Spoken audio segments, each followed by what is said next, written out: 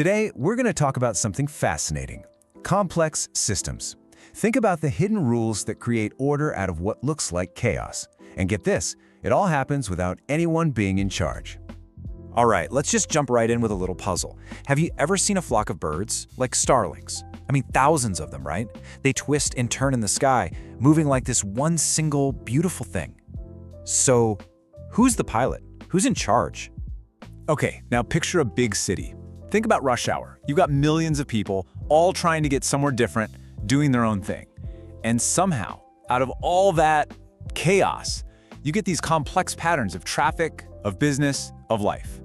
And let's go even bigger, the global economy. It's just this massive, insane web of buying and selling, new ideas popping up, markets changing, happening every single second all over the planet, connecting billions of us. So what's the connection between all these? A flock of birds, a city, the economy? The answer is pretty wild. There's no one in charge. Seriously, there's no lead bird telling the others where to go, no city controller directing every single car, no single person running the entire global economy. And this kind of order, popping up without a planner, it's not magic. It's actually a basic, fundamental feature of how our world works. And there's a name for this stuff. Scientists call them complex systems. It's this whole area of study that's not so much about the individual pieces, but about how the connections between those pieces create the behavior of the whole group. So what exactly is a complex system? Well, put simply, it's just any system that's made up of a bunch of different parts that all interact with each other. But here's the key. We're not really interested in one single part. What we're studying is how the whole group behaves together. It's a big shift in thinking, right? You stop looking at the trees and start looking at the forest. And it's super important to get this distinction. Complex is not the same as complicated. Think about a jet engine. That thing is definitely complicated, right? Thousands of parts. But it's predictable. You can take it apart, figure out what each piece does, and you'll know exactly how the engine works. Now think about an ecosystem, like a forest. That's complex. It's also got a lot of parts, but it's totally unpredictable. You can't understand the forest by just studying one tree or one squirrel. The whole thing is way more than just its parts added together. It's full of surprises. Okay, so if there's no boss, how in the world do these things organize themselves? What's the secret? Well, it all comes down to a few really simple but super powerful rules about how the individual parts interact. The first big idea is called emergence. And honestly, this is kind of the magic ingredient. Emergence is when you get really complex group behavior from individuals following dead simple rules. The classic example is an ant colony. A single ant, it's not a genius, but an entire colony can do amazing things, build bridges, find food efficiently. That colony intelligence isn't inside any single ant. It emerges from all of their simple little interactions. If you want a really cool visual of this, look up Conway's Game of Life. It's a computer simulation where you have a grid of cells. Each cell is either on or off, and it just follows a couple of super basic rules based on the cells next to it.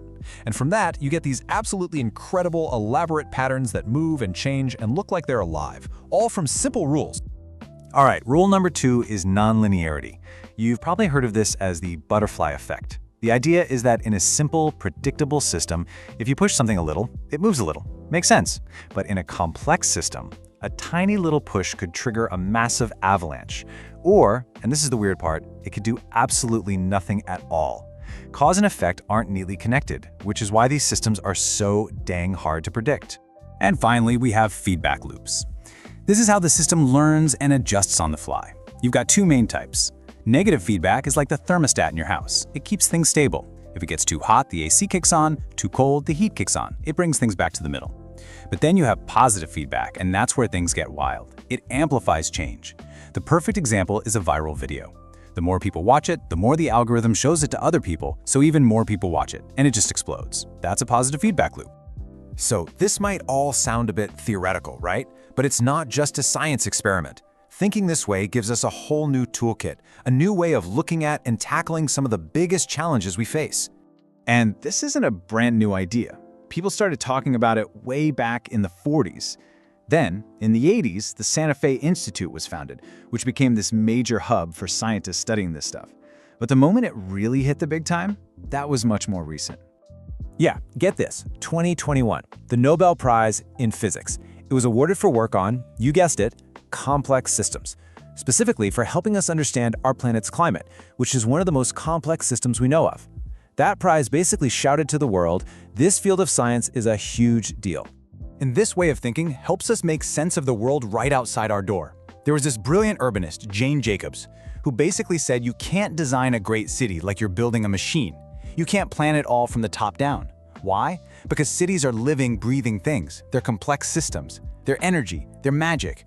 And once you start looking for it, you see this stuff everywhere. In economics, it's helping us understand why markets suddenly crash. In healthcare, we're starting to see it not as a simple process, but as a complex network of patients, doctors, and policies. And in biology, it's tackling the biggest question of all. How do a bunch of simple cells following simple rules come together to create, well, you? So what's the big takeaway here? Where do these systems do their best work? Where does all this creativity come from? Well, they don't live in a world of perfect, boring, rigid order. And they're not just pure random chaos either. They live right on the line between the two. It's this amazing, creative, dynamic place that scientists have this great name for, the edge of chaos. This edge is the sweet spot. It's where things are just stable enough to not fall apart, but also just chaotic enough to be able to change and adapt. It's the zone where real learning happens, where new things are created, where life really finds a way. And that brings everything right back to you, because you are a part of so many of these systems every single day. Your family, the company you work for, your group of friends, your whole society. You are one of those interacting parts. Your small, everyday actions and choices are helping to create a bigger pattern. So I'll leave you with this. What patterns are you helping to create?